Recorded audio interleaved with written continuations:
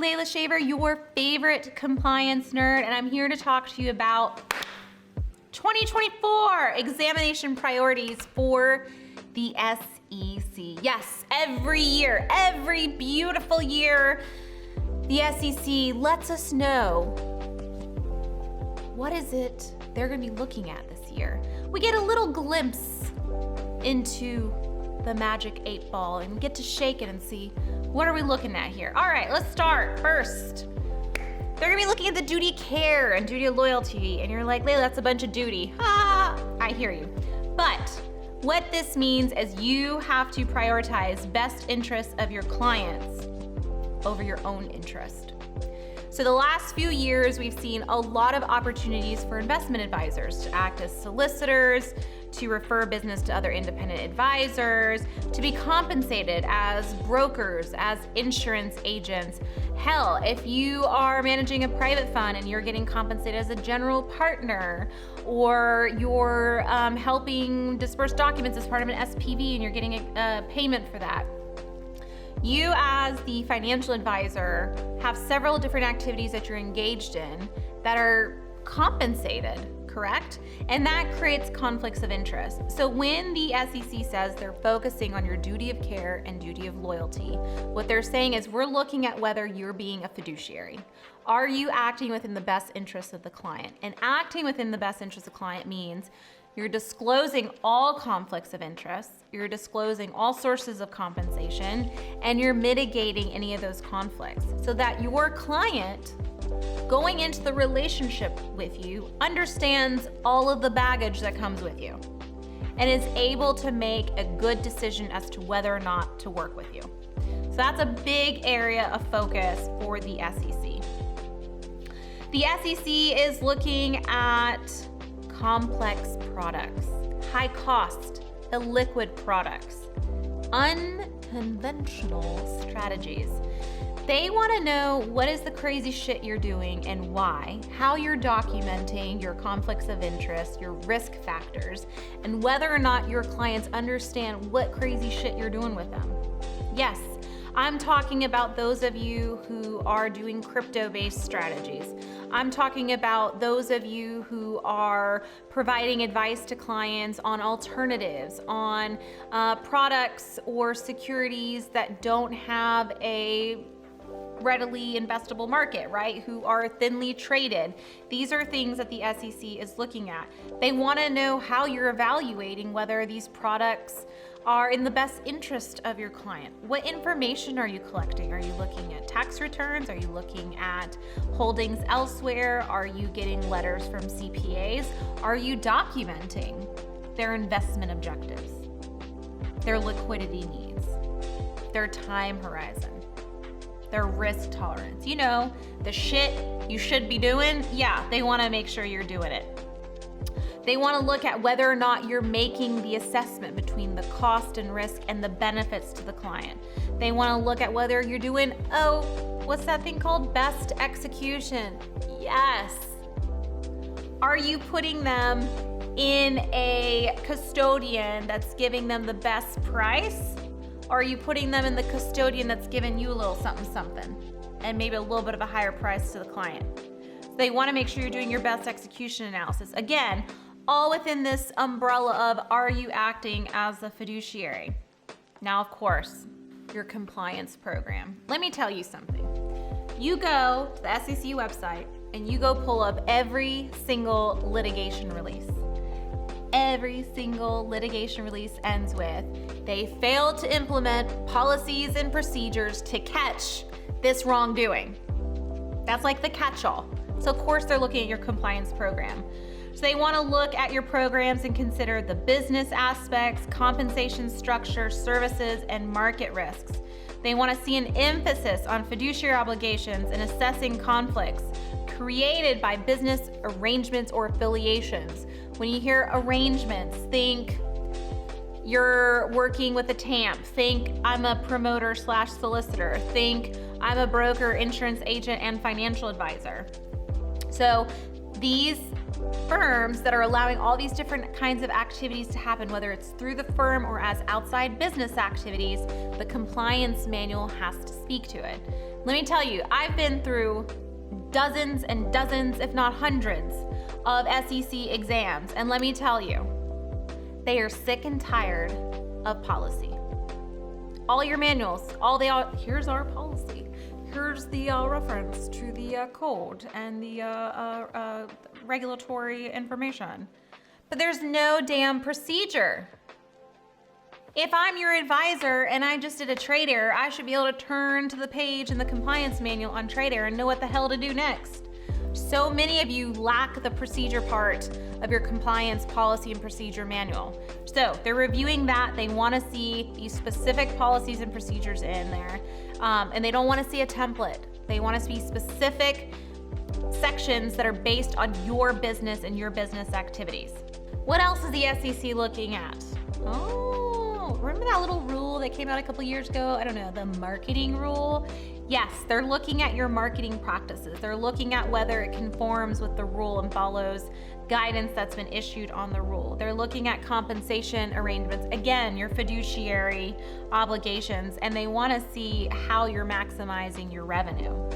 They also want to see, when it comes to the marketing rule, valuation of assets, right? So remember, you're like, marketing rule, what does that have to do with valuation? Well, let me remind you, because surely you know this as a CCO, right? You already know. The marketing rule combined the advertising rule and the solicitation rule into one. So when we're talking about valuation of illiquid assets or hard to assess assets, we're talking about telling our clients, telling the market, here's the NAV on this product, look at the performance of these products. SEC is looking at it. If you're relying on your custodian or a third party, are you evaluating how they're conducting the valuation? And is there a reasonable process they're following? Or is the process bullshit? In which case, you actually have to create a process to properly value these different products. I know, thank you SEC, love it. Because there's not enough shit you have to do already. Let's throw this on there too. All right, next area of concern, safeguarding controls for clients' information. So let me get this right. You open up a client account and you have to take their full legal name, their address, their date of birth, their social security number, their phone number, their marital status. You've got to know their beneficiary information and their beneficiary's social security number. And you're wondering why you're getting hacked? That's all the information you need to open credit cards, transfer money, open bank accounts, steal, commit fraud. I mean, let's be real. What are you doing to protect that information? Your clients have trusted you with this information, so don't freaking send it unsecurely through email, right? What are you doing to safeguard your client information? So what are the steps? What are the applications or tools that you're using to encrypt or store that data? How are you transmitting that data? And if there is, it's not a matter of if it happens, it's when it happens. When that hack happens, or when a vulnerability is exposed, or when someone takes your data hostage, do you have a process in place to respond? Did you have backups that you can access? What the hell are you doing with the data and how are you keeping it safe? Huge, huge area of concern. All right, so the SEC is also continuing to prioritize advisors that have never been examined or have not been examined in an extended period of time. So the NBE initiative, never been examined, been a priority.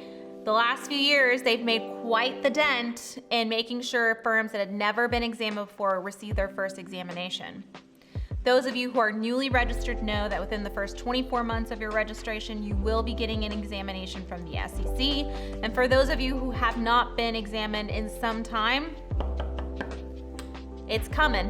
They'll be knocking on the door soon enough to come and do your examination. So don't sit on your laurels and think everything's okay. Now's the time, if you know there are issues, things you aren't doing, now's the time to act and clean it up.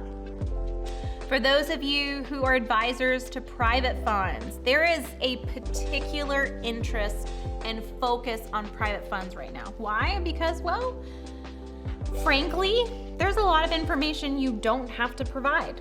So, private funds have relatively escaped oversight because they're private funds. They're geared towards investors who are more sophisticated, who can sustain the risk of loss of all of their investment. But the regulators, they're starting to see y'all slip, you fund managers, and they're starting to get more and more and more and more and more interested in how fund managers are running the funds. So there's a particular focus on private fund advisors looking at portfolio management risks related to market volatility and higher interest rates. We're looking at adherence to contractual requirements for advisory committees. We're looking at whether you're accurately calculating and allocating fees and expenses. And they're looking at the due diligence practices for prospective portfolio companies. Listen, there are a lot of funds out there not following their general partner agreement, their limited partner agreement. They're not following the rules or the requirements outlined in the PPM. And so, yeah, the regulators have finally taken notice. And those of you who are advisors to their funds, they're looking at how you're managing this money. Who are you paying? How much are you paying? Is it consistent with the fund documents? How are you doing due diligence? How are you managing risks? These are concerns. Additional areas of concerns for private fund managers. They want you looking at conflicts, controls, and disclosures for private funds managed alongside registered investment companies. They want to make sure you're complying with custody requirements, including accurate Form ADV reporting and timely completion of audits. And of course, they also want to see that you have policies and procedures for reporting on Form PF. So lots of areas of concern when it comes to private fund managers. All of it comes back to this. What are you disclosing? Conflicts of interest, compensation arrangements. Are you acting in the client's best interest? All of that I just went through can be filtered down to those three things. You focus on those three things, you'll be good. If you're worried about focusing on those three things, you're like, oh shit, Layla, that might be three things, but that's a lot of stuff for us to fix internally. Then you need to get serious. This is not the time to fuck around and find out. These are not the people to fuck around and find out with. This is not a funny meme. This is serious. This is your business. This is your license. This is the security of your employees. You need to get it right. You need to understand these areas of focus so you can evaluate these areas within your business. If you're concerned, you need some extra help, you don't want to keep going at this alone, and you want some professionals, then give us a call. I promise you, we will come in, we will clean it up, and we'll keep you out of trouble. So give us a call, 770-462-2118. What's holding you back?